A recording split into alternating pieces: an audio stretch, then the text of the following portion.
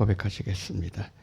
전능하사 천지를 만드신 하나님 아버지를 내가 믿사오며 그 외아들 우리 주 예수 그리스도를 믿사오니 이는 성령으로 잉태하사 동정녀 마리아에게 나시고 본디오 빌라도에게 고난을 받으사 십자가에 못 박혀 죽으시고 장사한 지 사흘 만에 죽은 자 가운데서 다시 살아나시며 하늘에 오르사 전능하신 하나님 우편에 앉아 계시다가 저리로서 산자와 죽은 자를 심판하러 오시리라.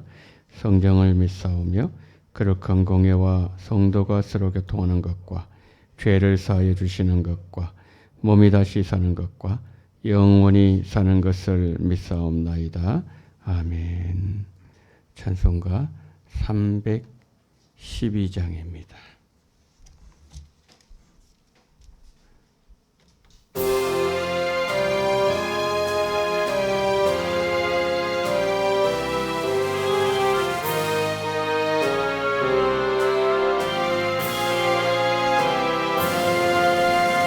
너 하나님께 이끌리어 일평생 주만 바라며 어려울 때 힘주시고 언제나 지켜주시리.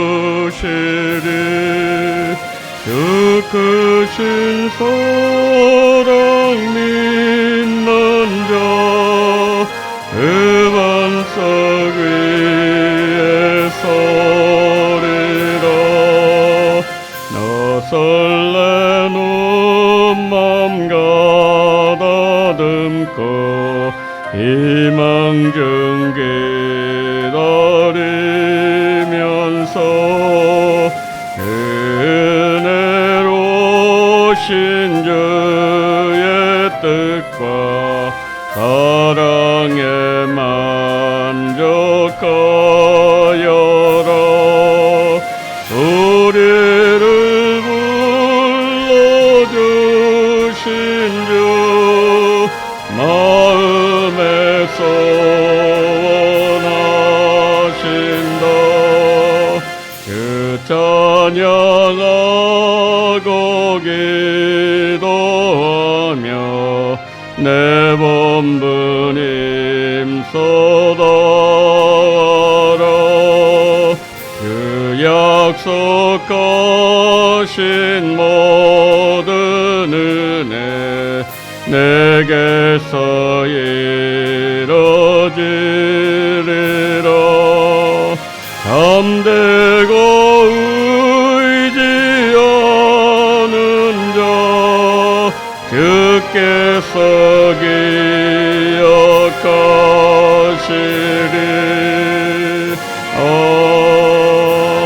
아멘. 저희 하나님의 말씀 마태복음 10장을 보도록 하겠습니다. 마태복음 10장 1절로 15절 말씀입니다.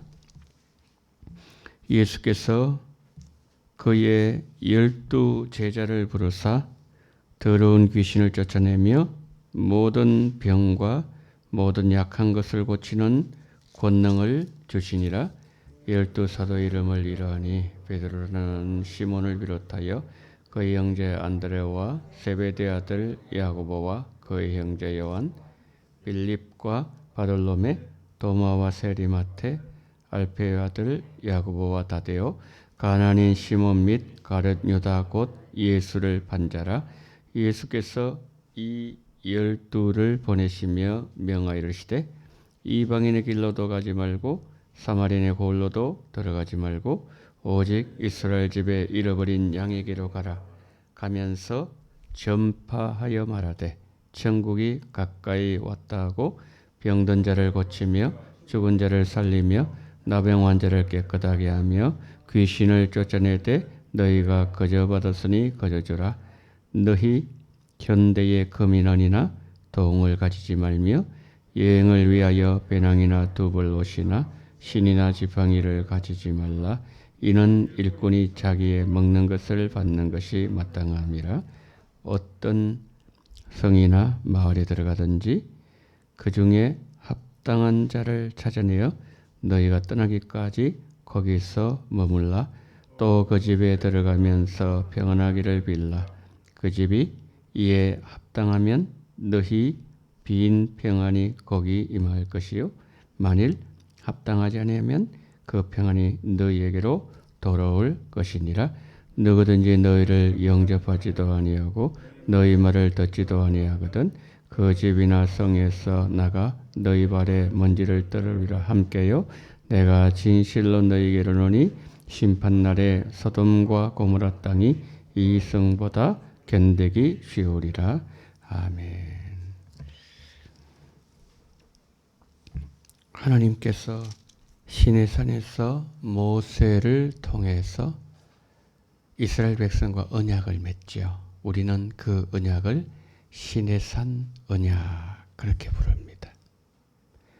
이제 신약 시대를 넘어와서 예수님과 하나님 나라 백성들 사이에 맺으신 언약을 새 언약이라고 부릅니다.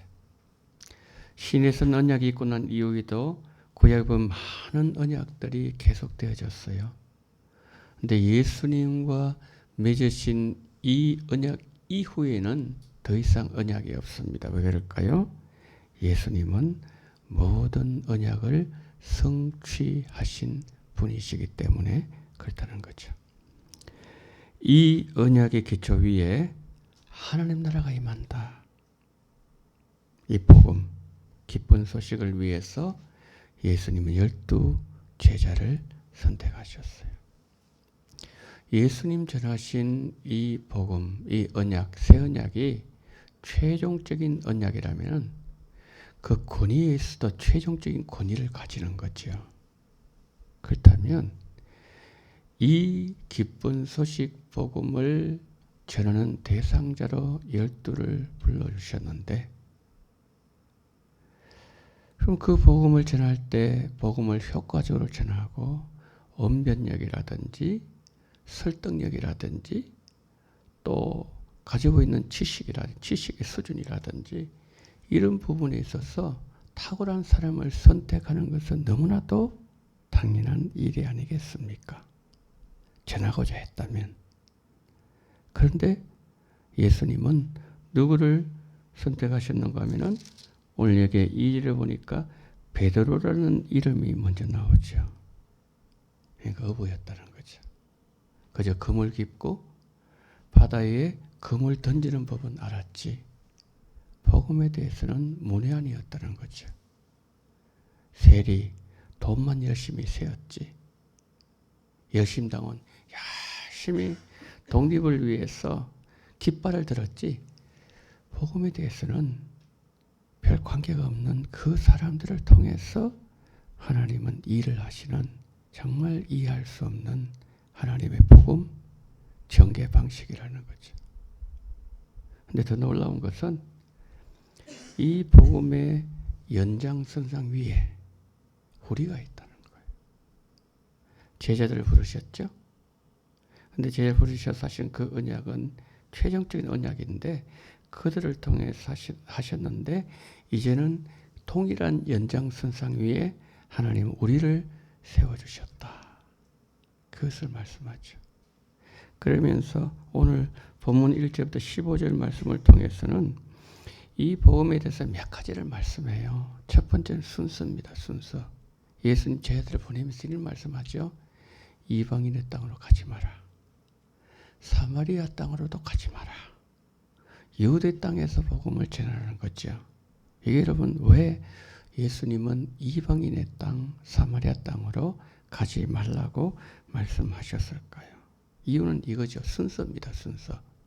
그러니까 이 복음이 이스라엘 안에서 먼저 전해지고 복음이 올바로 해석되어지고 그리고 그 복음이 성취된 복음이 될 때 거기에서 뭡니까? 이방인의 땅으로 넘어가고 확장되어야 된다. 그런 의미로 말씀하신 거죠. 그런데 예수님은 너무 잘 알고 계셨어요. 유대인들이 이 복음에 대해서 어떻게 반응하며 어떻게 복음을 수용할 것인지 복음의 수용성이 너무 떨어질 것을 아셨어요. 그래서 예수님께서는 그렇게 간절한 마음으로 우리가 어제 보았던 것처럼 불쌍히 여기시면서 긍휼의 마음으로 열심히 찾아가신 이유가 바로 거기에 있다는 거죠. 첫 번째, 복음 전파에 순서가 있다. 순서를 알려주신 거죠. 두 번째는 복음을 증거하는데 도구입니다. 도구. 여러분 한번 생각해 보십시오. 주인이 일꾼에게 하루 일을 맡기면서 예를 들어 별을 베기 위해서 한 사람 고용을 했는데 그 논으로 보내면서 맨손으로 보내겠습니까? 낫을 쥐어주겠죠. 밭을 매는 종을 위해서는 호미를 쥐어주겠죠. 땅을 판다 그러면은 삽이나 아니면은 꽃갱이 같은 옛날 같으면 그런 도구를 주면서 보내지 않겠습니까? 마찬가지예요. 이 제자들은 정말 능력도 없고요. 말도 잘 못하고요. 어떻게 일을 처리해야 될지도 모르고요. 그런 제자들이었다는 거죠. 그래서 예수님은 그들에게 복음을 효과적으로 잘 증거하기 위해서 주신 도구가 뭐냐면 그게 권능이에요. 권능이에요. 오늘 여기 그렇게 말씀하셨죠. 12제를 부르사 어떤 권능을 주시는가 하면은 더러운 귀신을 쫓아내고 모든 병과 모든 약한 것을 고치는 권능을 주셨다. 그렇게 말씀하죠. 권능이 없는 자들이었는데 하늘 권능, 성령의 권능을 그들에게 주심으로 말미암아 그 성령의 능력으로 그들이 복음을 전할 수 있는 은혜를 입었고 가는 것보다 귀신 쫓아냈죠. 약한 것을 그들이 고쳤죠. 거저 받았기 때문에 거저 주라. 오늘 8절 끝부분에 그렇게 말씀을 하고 있죠. 그러니까 너희가 이 복음의 권능 거저 받았기 때문에 너희가 사람을 고쳐주고 귀신을 쫓아내는 이 일을 행하면서 그것을 조금 더 부축적의 수단으로 삼지 마라. 이 추구의 수단으로 사용해서는 안 된다고 예수 못을 받고 계시는 거죠. 그 다음에 예수님 9절 10절 말씀에서 그럼 뭘 전해야 되는가? 메시지 내용을 말씀하고 있습니다. 그것은 딱 한마디로 말씀 예수 이름입니다. 예수 이름. 예수 이름만 전해라. 바울이 에베소에서 복음을 전하다가 이제 그 에베소를 떠나오게 됩니다. 에베소 떠나오면서 밀라도에서 에베소의 장로들을 불러 모아놓고 이런 얘기를 하죠. 내가 눈물로 3년 동안 어떻게 복음을 전해 너희들이 증인이다. 그러면서 바울은 두 가지를 전했대요. 첫 번째는 하나님께 대한 회개를 전했답니다. 그 회개의 메시지는 시대를 관통하는 2000년 전에도 그랬고 오늘도 뭡니까? 우리에게서 나와야 될 메시지가 회개인 것은 그 시대 사람들이나 우리 시대 사람들이나 성정이 똑같고 죄악의 정도가 동일한 죄로 물들은 사람들이기 때문에 그렇다는 거죠. 첫 번째로 바울은 하나님께 대한 회개를 증거했어요. 두 번째는 예수님에 대한 믿음을 증거했어요. 회개와 믿음 이 두 메시지를 증거했는데 내가 각 집에 들어가서나 내가 공중 앞에서나 어떻게 이 복음을 전했는지 너희들이 증인이라고 바울은 그렇게 말하면서 성령께서 저성에 들어가게 되면 어떤 환난과 결박이 있는 것이 말씀하시는데 내가 환난당하고 박해당하고 내 몸이 묶이는 것을 내가 안다. 그렇지만 하나님 주신 복음의 은혜의 복음을 증거하는 일에는 내 생명을 조금 더 귀한 것을 여겨본 적이 없다. 그러니까 이런 바울은 정말 사명의 사람이었다는 거죠. 자기 생명을 그 주신 사명을 그 완수하기 위해서 달려가는데 내 이 한 몸을 이 목숨을 내가 죽게 드린 그 부분에 있어서 나는 조금 더 어떤 이 일을 생각해 본 적이 없다. 그렇게 말씀을 했죠. 마찬가지입니다. 오늘 여기에서 예수님께서 그 제자들을 보내시면서 예수님은 내 이름만 전해라. 예수만 전해라. 그러면서 제자들을 보내신다는 거죠. 근데 문제는 뭔가 하니까 이들이 갈 때에 환대를 하는 사람보다 박해한 사람이 더 많다는 거죠. 그러나 하나님은 그들을 보내실 때, 예수님께서 파송하실 때에 어느 성에 들어가면은 그 중에 한 사람이라도 너희들을 환대한 사람이 있을 것이다. 그럼 그 집에 들어가라고 말씀합니다. 들어가서 그 집을 복을 빌어주는데 복음 전도자를 위해서 받아들이는 그 영혼들을 위해서 복을 빌어줄 때 그 집에 복이 말 것이다.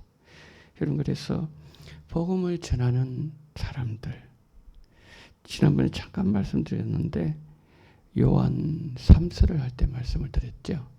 말씀을 드렸던 것처럼 이 복음 전도자들, 예수님도 지금 여기 보니까 두불로도 안 된다. 신도 지팡이 더 이상 가지지 마라. 뭐 배낭도 뭐 은이나 금, 전대 이런 거 가지지 마라. 그 쉽게 말하면은 아무것도 없는 거예요. 요즘도 그렇게 그 예수님께서 제자들을 파송하시는 이 복음의 정신을 가지고 거짓 전도를 하는 분들 계시거든요. 그 명칭을 거짓 전도라고 얘기하는 거죠. 그 보낼 때에 아무것도 못 가지게 갑니다. 그냥 가서 밥 주면 밥 얻어 먹고 또 가서 복음 전하고 그래서 목적지를 정해주면서 언제까지 거기 와라. 그렇게 해가지고 복음을 전하는 단체가 있죠. 바로 이 본문에서 나온 거죠. 그 예수님 말씀합니다. 아무도 가지지 마라. 이게 뭐냐면은 철저하게 주만 의지라 그런 뜻이죠. 여러분, 그래요. 예수님께서 예수님을 따르면은 고난 피할 수 있다? 아니면은 안정적인 삶을 보장된다? 약속한 것이 한 번도 없어요, 성경에. 그런데 예수님은 뭘만 말씀하시는가 하면은 내가 너와 함께 한다. 이것만 약속하시는 거예요. 매서운 북풍이 몰아쳐도 뜨거운 남풍이 불어도 주님 나와 함께 하시는 이 약속의 말씀, 이 약속의 말씀에 기대고 걸어가는 자들이 누구라고요? 이들이 바로 복음을 전하는 자들이요, 예수의 제자들이다. 그렇게 오늘 예수님은 제자를 보내시면서 말씀을 하고 있는 것이죠. 이런 것입니다. 예수님은 오늘도 우리와 함께 하십니다. 내가 너희들을 고아와 같이 버려주지 않겠다고 말씀을 하셨습니다. 처음에 설교를 시작하면서 예수님께서 형편없는 자를 부르셨는데 그 복음을 전한 자를 증거하시면서 그 연장선상에 내가 있다고 말씀해요. 오늘의 교회가 있다는 거죠. 교회 뭡니까? 우리 이 모임 공동체, 이 교회가 연장선상에서 있기 때문에 오늘 주신 이 복음 전파 순서, 복음 전구에서 주께서 주시는 도구, 그리고 우리가 전할 메시지, 그리고 어떤 자세를 해야 될 것인지, 이 모든 메시지는 1차적으로 AD 1세기 제자들에게 주신 메시지만 오늘 그 말씀 동시에 나에게 이 새벽에 주는 메시지란 말씀이죠. 그래요. 예수님은 끝까지 함께 하신다고 약속하셨습니다. 고난 피한다고 말씀하지 않으셨어요. 고난이 있을 겁니다. 안정적인 삶 보장 약속하지 않았습니다. 헐벗고 매맞고 줄이고 자지 못하고 먹지 못하고. 그러나 그것은 예수님 걸어가신 길이요, 오늘 우리에게 요구하시는 하나님 나라 백성들의 자격 요건이라고 우리에게 말씀을 하고 있다는 거죠. 오늘도 주를 위해서 나와 함께 하시는 그 예수님의 약속의 말씀에 기대어서 오늘도 하나님의 뜻을 이루는 우리 성도님들 꼭 되시기를 예수님 이름으로 축복합니다. 아멘. 우리 기도하기 전에 한 가지 광고를 드립니다. 이제 오늘 교육제 순례 출발을 하는데 내일 새벽 기도에는 이영로 장로님께서 수고해 주시겠습니다. 장로님 위해서 기도해 주시고 또 내일 아침에도 많이 나오셔서 말씀의 은혜 받으시는 그런 귀한 시간이 되어지기를 바랍니다. 자, 이 시간에 제가 한번 우리가 기도 제목 두 가지 제가 기도 제목 드리도록 하겠습니다. 첫 번째, 우리가 이렇게 기도했으면 좋겠습니다. 하나님께서 자격 없는, 어떻게 할 줄도 알지 못하는 이 어부들을 부르시고 주께서 그들을 통해서 일을 하신 하나님, 오늘 복음 현장 순상에 내가 있다는 사실을 기억하면서 주님, 오늘 이 말씀을 내가 무겁게 받아들이게 하시고 나도 제자 입장에서 오늘 하루를 살아갈 수 있는 은혜를 달라고, 오늘 나와 함께하게 달라고, 이 복음을 전할 수 있는 능력을 달라고 첫 번째 기도해 주십시오. 두 번째 기도하실 때 교육자 수련을 위해서 여러분 기도해 주시고, 그리고 우리 원동교회가 올해는 기도로 깨어있는 잠자는 성도들이 계신다면 주님 다 깨워달라고 이 시간 다 같이 통성으로 기도하시겠습니다.